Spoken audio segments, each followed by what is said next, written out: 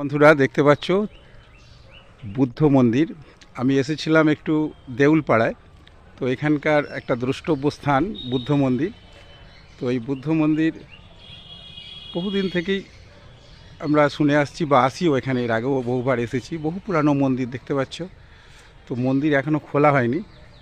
তো মন্দিরটা বাইরের দৃশ্যটা একটু দেখে নাও। বাইরের দিকটা দেখো, বাইরেটা কত সুন্দর, বিভিন্ন গাছগাছালিতে ভর্তি, বিভিন্ন ফুলের গাছ, এবং দেখতে পাচ্ছি আম গাছ, আম হয়েছে, অনেকগুলো আম গাছ আছে। এদিকে এটা সম্ভবত লিচু গাছ, লিচু ঝুলছে। আর এই মন্দিরটা ভেতরটা যিনি মন্দিরের দায়িত্বে আছেন উনি আমার অনুরোধে একটু খুললেন।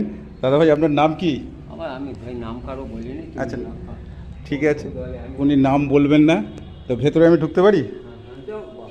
আচ্ছা, ঠিক আছে বন্ধুরা, আমি মন্দিরের ভেতরে যাচ্ছি। দেখো, আচ্ছা, আগে এখানে দেখো মন্দির কবে কারা প্রতিষ্ঠা করেছে।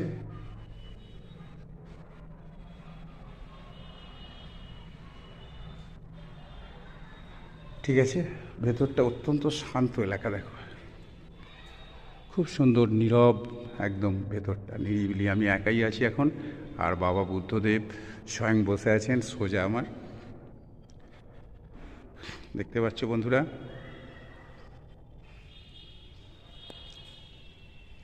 তো এখানে যদি আসেন আপনারা, বিশেষ করে যারা তারকেশ্বর বা আশপাশ এলাকাতে বাইরে আমার যেসব বন্ধুরা আছো, তাদের জন্য বলছি, যদি তারকেশ্বর আসো বাবার মন্দিরে, তাহলে তোমরা বাবার মন্দির অর্থাৎ তারকেশ্বর থেকে 5 কিলোমিটার, 5 থেকে 6 কিলোমিটার তারকেশ্বর কাঁড়ারিয়া রোড ধরে দেউলপাড়ায় আসবে। এখানে এই মন্দিরটা দেখতে পাবে। খুব সুন্দর একটা, কি সুন্দর মূর্তিটা দেখো।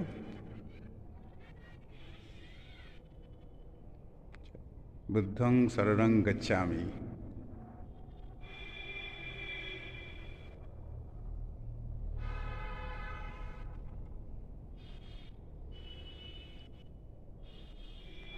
ভেতরে লাইট জ্বালেনি যদিও। যে ভদ্রলোককে জিজ্ঞাসা করলাম, আমার অনুরোধে গেটটা খুললেন, উনি একাই আছেন।